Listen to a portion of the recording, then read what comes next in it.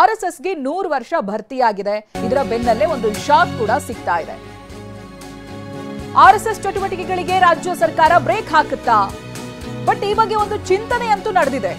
RSS ಚಟುವಟಿಕೆಗಳಿಗೆ ನಿರ್ಬಂಧ ಹೇರೋದ್ರ ಬಗ್ಗೆ ಗಂಭೀರ ಚಿಂತನೆ ನಡೆದಿದೆ.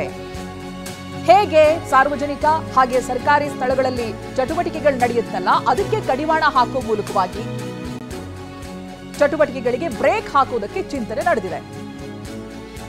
ಈ ಬಗ್ಗೆ ಸಚಿವರಿಂದ ಪ್ರಸ್ತಾವನೆ ಕೂಡ ಸಲ್ಲಿಕೆಯಾಗಿದೆ ಸಿಎಂಗೆ.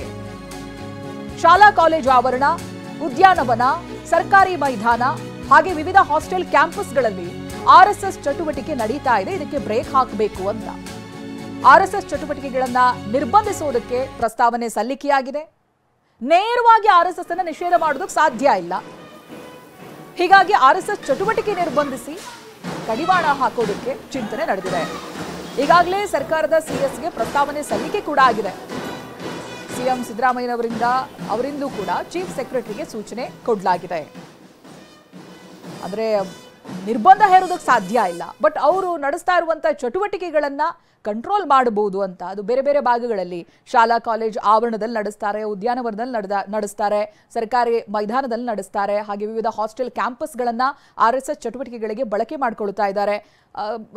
ಇವಾಗಲೇ ಬರ್ತಾ ಇರುವಂತಹ ಕೆಲ ಮಾಹಿತಿಗಳ ಪ್ರಕಾರ ಇದಕ್ಕೆಲ್ಲ ಪರ್ಮಿಷನ್ ಅನ್ನ ಪಡೆಯೋದಿಲ್ಲ ಅಂತ. ಪರ್ಮಿಷನ್ ಇಲ್ಲದೇನೆ ಅವರು ಆರ್ಎಸ್ಎಸ್ ಚಟುವಟಿಕೆಗಳನ್ನ ಅಲ್ಲಿ ನಡೆಸ್ತಾರೆ. ವಾರಕ್ಕೊಮ್ಮೆನೋ ಈ ರೀತಿಯಾಗಿ ನಡೀತಾ ಇರುತ್ತೆ ಚಟುವಟಿಕೆಗಳು. ಇವುಗಳಿಗೆ ಬ್ರೇಕ್ ಹಾಕಬೇಕು ಅನ್ನೋದಾಗಿ ಒಂದು ಪ್ರಸ್ತಾವನೆ ಸಲ್ಲಿಕೆ ಆಗಿದೆ. ಇನ್ನು ಇದೇ ವಿಚಾರವಾಗಿ ಸಚಿವ ಪ್ರಿಯಾಂಕ್ ಖರ್ಗೆ ಮಾತನಾಡಿದ್ದಾರೆ. ಏನ್ ಹೇಳಿದ್ದಾರೆ ಬನ್ನಿ ನೋಡೋಣ.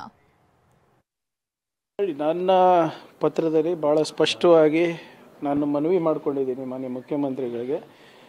ಸರ್ಕಾರಿ ಶಾಲೆಗಳು, ಸರ್ಕಾರಿ ಅನುದಾನಿತ ಶಾಲೆಗಳು, ಸರ್ಕಾರಿ ಮೈದಾನಗಳು, ಉದ್ಯಾನವನಗಳಲ್ಲಿ, ಮುಜರಾಯಿ ಇಲಾಖೆಯ ದೇವಸ್ಥಾನಗಳಲ್ಲಿ, ಪ್ರಾಚ್ಯ ವಸ್ತು ಇಲಾಖೆಯ ದೇವಸ್ಥಾನಗಳಲ್ಲಿ ಅಥವಾ ಸ್ಥಳಗಳಲ್ಲಿ ಆರ್ಎಸ್ಎಸ್ ಚಟುವಟಿಕೆಗಳನ್ನು ನಿರ್ಬಂಧ ಹಾಕಬೇಕು. ಅವರು ಏನು ಪಥಸಂಚಲನ ಮಾಡ್ತಾರೆ, ಹಲವಾರು ಕಡೆ ವಿತೌಟ್ ಪರ್ಮಿಷನ್ನು ದೊಣ್ಣೆ ಬೀಸ್ಕೊಂಡು, ದೊಣ್ಣೆ ಹಿಡ್ಕೊಂಡು, ನೂರಾರು ಜನ ಪ್ರಚೋದನೆಯಾಗಿ ಘೋಷಣೆಗಳು ಕೂತ್ಕೊಂಡು ಹೋಗ್ತಾರೆ. ಅದು ಸರಿಯಲ್ಲ ಅಂತ. ನೀವು ಮಾಡಂಗಿದ್ರೆ ನೀವು ಮಾಡ್ಕೊಳ್ಳಿ, ಖಾಸಗಿಯಾಗಿ ಮಾಡ್ಕೊಳ್ಳಿ, ನಮ್ಮದೇನು ತೊಂದರೆ ಇಲ್ಲ. ಅಷ್ಟೊಂದು ಖಾಸಗಿ ನಿಮ್ಮ ಲೀಡರ್ಗಳದ್ದು ಫಾರ್ಮ್ ಹೌಸ್ ಇರ್ತದೆ, ಮೈದಾನಗಳಿರ್ತವೆ, ಶಾಲೆಗಳಿರ್ತದೆ, ಖಾಸಗಿ ಶಾಲೆಗಳಿರ್ತವೆ, ಅಲ್ಲಿ ಮಾಡ್ಕೊಳ್ಳಿ. We have no problem with that.